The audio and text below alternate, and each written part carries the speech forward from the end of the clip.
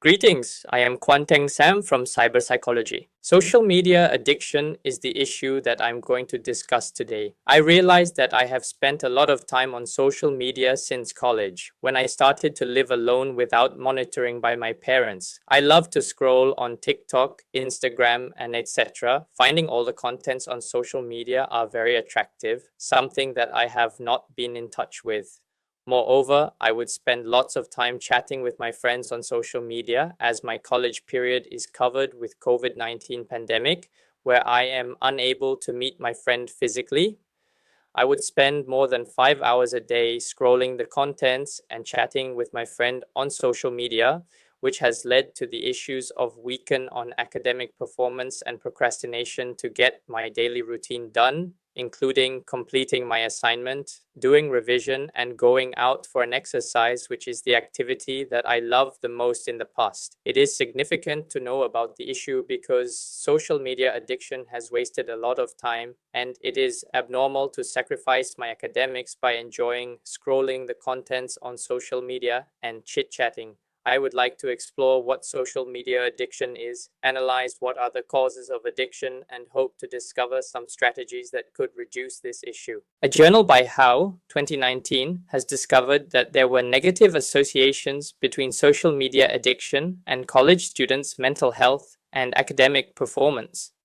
This literature suggests that social media addiction may mean more time spent online and less time spent on academic, and excessive social media use can interrupt students' time management, which further affects academic performance. Moreover, social media addiction may interfere with students' work by distracting them and making them unable to stay focused. Research has shown that multitasking has negative effects on the performance of specific tasks. It can be difficult for them to encode and remember what they are learning. Another cross-sectional study was conducted at Taif University by Shenani, 2020, found that social networking addiction is positively associated with academic procrastination. This outcome is also in line with a substantial number of studies that denote the negative effect of social media sites on students' academic performance. The reason behind social media addiction is mainly because students want to escape academic tasks that were considered as boring, difficult, and stressful. Then they use social media to release the academic stress that causes a reliance on using social media.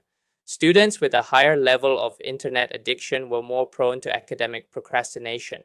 Preoccupation with internet use causes the student to put their academic responsibilities as a second priority, and in turn, to delay academic tasks. On the positive side, a study by Hong, 2016, suggests that social media can be used as an effective learning tool. The study has provided strong examples for the importance of contextualized approaches to use social media for learning, and it also highlights the power of multi-level functions of YouTube. An example of learning musical instruments through YouTube shows that social media can provide a form of e-learning. It seems to be a wise solution for learners because the learning on demand opportunities will help to reduce the gap between individual needs and learning preferences. The study also highlighted that learners engaging in typical surface learning showed a low degree of variability in learning. In contrast, deep learning requires interactivity that is fostered by decreases in cognitive failure when interacting with electronic content. Social media has provided a good environment and features that deep learning needs. Now we are moving on to the causes of social media addiction. The infinite scrolling streaming features is one way to extend usage duration. For instance, YouTube's video infrastructure allows users to scroll down endlessly and seemingly indefinitely. When a user scrolls down repeatedly, they become more and more interested without naturally stopping, which could avoid them to quit or switch platforms. Because the user occasionally finds something rewarding, such as a humorous or fascinating video, the behavior of endless scrolling is continued. Hence, intermittent conditioning principles are seen. While autoplay is enabled by default, such as while viewing a YouTube video or a favorite series on Netflix or Amazon Prime, the same situation occurs. When one video ends, the next one starts with either the second episode of a TV series on Netflix or a similar video on YouTube, and so on. Viewers get increasingly engrossed and find it difficult to quit as a result.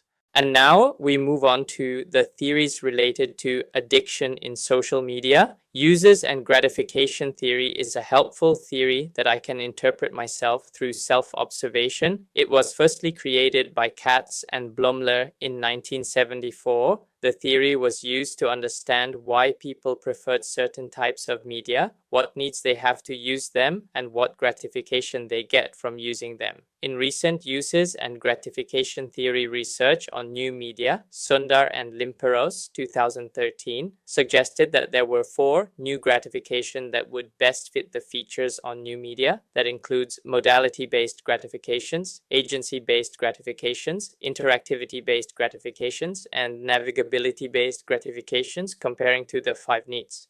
The navigability-based gratification most fit the situation of me using social media. It provides users entertainment through a wider variety of information accessed through social media, making it more like a space to discover. It has satisfied my needs of browsing interesting content when I am bored and led me to develop more interest in different areas of content by guiding through navigation. This feature has caused me to spend a lot of time scrolling through social media and slowly develop into social media addiction.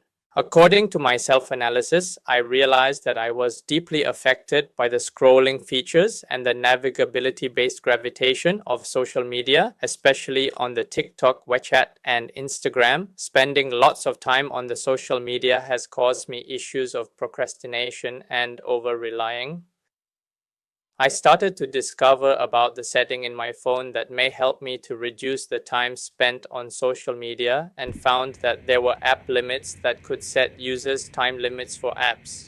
What I will plan to do is set a time limit, around 3 hours, for the social media apps that were mostly used per day, to reduce the addiction by using this function on my first week of reshaping my habits. And the time limit would slowly reduce into 2 hours per day along the reshaping.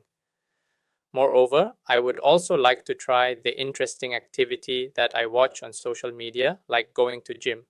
It may help to reduce an addiction and concentration on social media.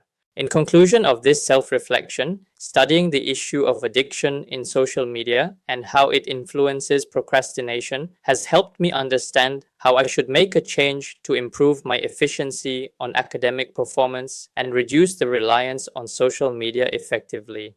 These changes can further benefit my academic performance, physical and mental health. Thank you for listening. Here are the references.